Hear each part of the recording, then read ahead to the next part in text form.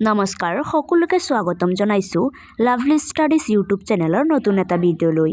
আজি আমি Assam police AB আৰু ইউবি পৰীক্ষাৰ বাবে অসম আৰক্ষী লিখিত পৰীক্ষাত আগৰ বছৰসমূহত আহি থকা প্ৰশ্ন উত্তৰৰ বিষয়ে আলোচনা কৰিম। তো ব্লগচোন আজিৰ ভিডিঅ'টো আৰম্ভ কৰোঁ। আজি আমাৰ ফাৰ্ষ্ট কুৱেশ্যনটো দিয়া আছে, প্ৰথম অসমীয়া চলচ্চিত্ৰ জয়মতী কিমান চনত মুক্তি লাভ কৰিছিল? প্ৰথম অসমীয়া চলচ্চিত্ৰই জয়মতী কিমান চনত মুক্তি লাভ কৰিছিল সুধিছে। তলত অপশ্যন 4টা দিয়া আছে। অপশ্যন 4টাৰ মাজৰ শুদ্ধ উত্তৰ কোনটো হ'ব তোমালোকে কমেণ্ট বক্সত জনাই দিব। প্ৰথম কুৱেশ্যনটো তোমালোকৰ বাবেহে থাকিল। নেক্সট কুৱেশ্যন অৰ্থাৎ 2 নম্বৰ কুৱেশ্যনটো সুধিছে, ইটালীৰ ৰাষ্ট্ৰীয় প্ৰতীক কি?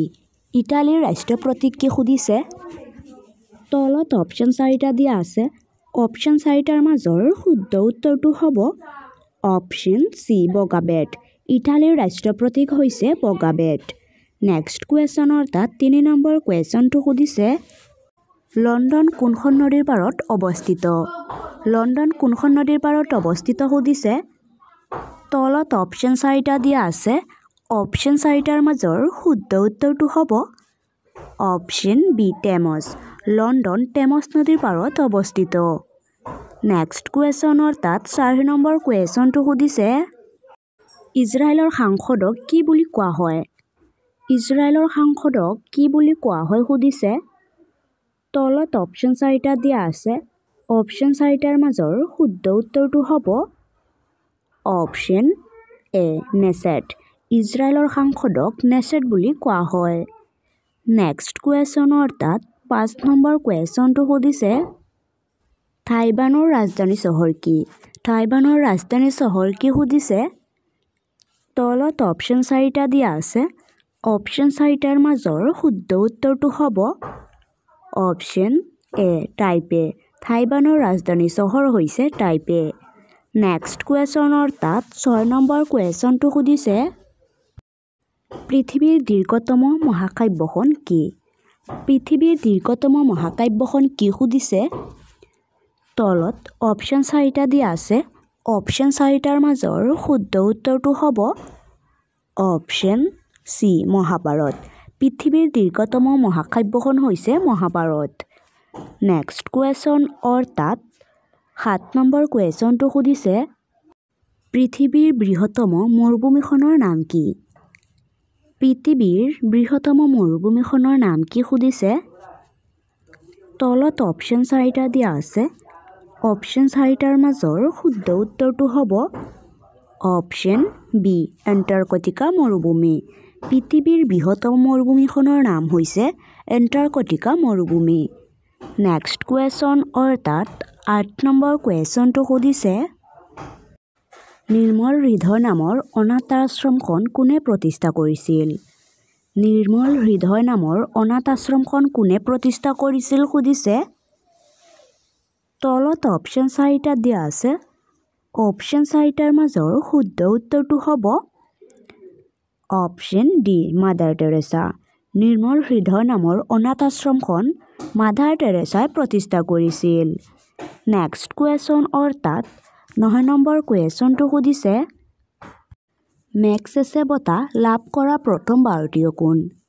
মেগছেছে বঁটা লাভ কৰা প্ৰথম ভাৰতীয় কোন সুধিছে। তলত অপশ্যন 4টা দিয়া আছে।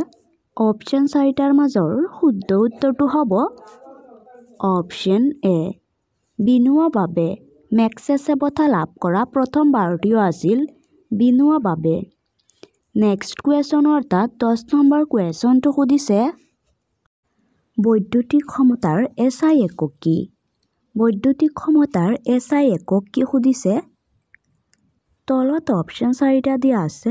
অপশ্যন 4টাৰ মাজৰ শুদ্ধ উত্তৰটো হ'ব অপশ্যন চি ৱাট।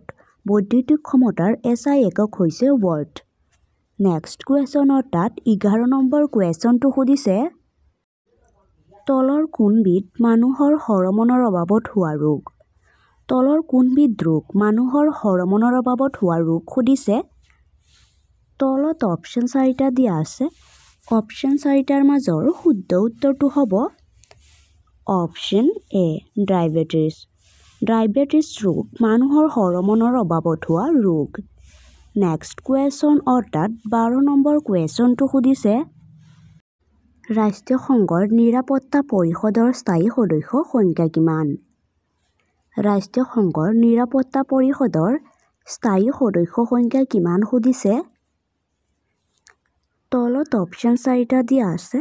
অপশ্যন 4টাৰ মাজৰ শুদ্ধ উত্তৰটো হ'ব অপশ্যন ডি 5খন। ৰাষ্ট্ৰীয় সংঘৰ নিৰাপত্তা পৰিষদৰ স্থায়ী সদস্য সংখ্যা হৈছে 5খন।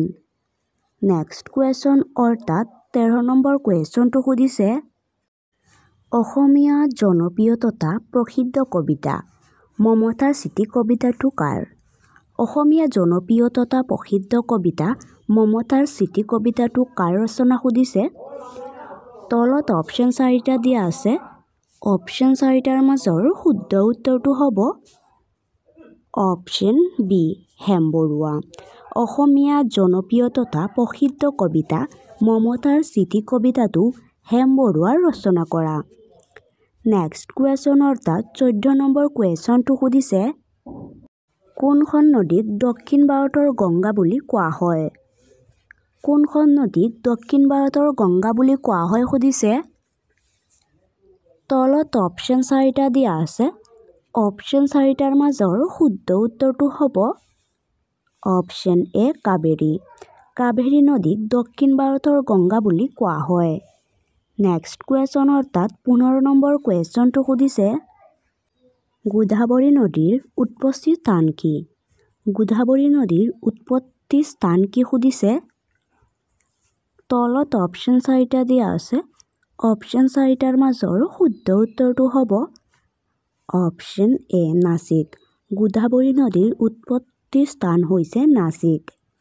নেক্সট কুৱেশ্যন অৰ্থাৎ 16 নম্বৰ কুৱেশ্যনটো সুধিছে ভাৰতৰ মানচিত্ৰখন কিমান চনত অংকন কৰা হৈছিল? ভাৰতৰ মানচিত্ৰখন কিমান চনত অংকন কৰা হৈছিল সুধিছে। তলত অপশ্যন 4টা দিয়া আছে। অপশ্যন 4টাৰ মাজৰ শুদ্ধ উত্তৰটো হ'ব অপশ্যন ডি 1783 চনত। ভাৰতৰ মানচিত্ৰখন 1783 চনত অংকন কৰা হৈছিল। নেক্সট কুৱেশ্যন অৰ্থাৎ 17 নম্বৰ কুৱেশ্যনটো সুধিছিল মেকমোহন লাইন কোন দুখন দেশৰ সীমাৰেখা? মেকমোহন লাইন কোন দুখন দেশৰ সীমাৰেখা সুধিছে। তলত অপশ্যন 4টা দিয়া আছে। অপশ্যন 4টাৰ মাজৰ শুদ্ধ উত্তৰটো হ'ব অপশ্যন বি ভাৰত আৰু চীন। মেকমোহন লাইন ভাৰত আৰু চীন দুখন দেশৰ সীমাৰেখা। নেক্সট কুৱেশ্যন অৰ্থাৎ 18 নম্বৰ কুৱেশ্যনটো সুধিছে অসম উপত্যকা সাহিত্য বঁটা লাভ কৰা প্ৰথম অসমীয়া সাহিত্যিকগৰাকী কোন? প্ৰথম উপত্যকা সাহিত্য বঁটা লাভ কৰা প্ৰথম অসমীয়া সাহিত্যিকগৰাকী কোন সুধিছে। তলত অপশ্যন 4টা দিয়া আছে। অপশ্যন 4টাৰ মাজৰ শুদ্ধ উত্তৰটো হ'ব অপশ্যন এ ভৱেন্দ্ৰনাথ শইকীয়া। অসম উপত্যকা সাহিত্য বঁটা লাভ কৰা প্ৰথম অসমীয়া সাহিত্যিকগৰাকী আছিল ভৱেন্দ্ৰনাথ শইকীয়া। নেক্সট কুৱেশ্যন অৰ্থাৎ 19 নম্বৰ কুৱেশ্যনটো সুধিছে মুখ্যমন্ত্ৰীক কোনে নিযুক্তি দিয়ে? মুখ্যমন্ত্ৰীক কোনে নিযুক্তি দিয়ে সুধিছে। তলত অপশ্যন 4টা দিয়া আছে। অপশ্যন 4টাৰ মাজৰ শুদ্ধ উত্তৰটো হ'ব অপশ্যন চি ৰাজ্যপালে। মুখ্যমন্ত্ৰীক ৰাজ্যপালে নিযুক্তি দিয়ে। নেক্সট কুৱেশ্যন অৰ্থাৎ 20 নম্বৰ কুৱেশ্যনটো সুধিছে কামাখ্যা মন্দিৰ কোনে নিৰ্মাণ কৰিছিল? কামাখ্যা মন্দিৰ কোনে নিৰ্মাণ কৰিছিল সুধিছে। তলত অপশ্যন 4টা দিয়া আছে। অপশ্যন 4টাৰ মাজৰ শুদ্ধ উত্তৰটো হ'ব অপশ্যন ডি নৰনাৰায়ণ। কামাখ্যা মন্দিৰ নৰনাৰায়ণে নিৰ্মাণ কৰিছিল।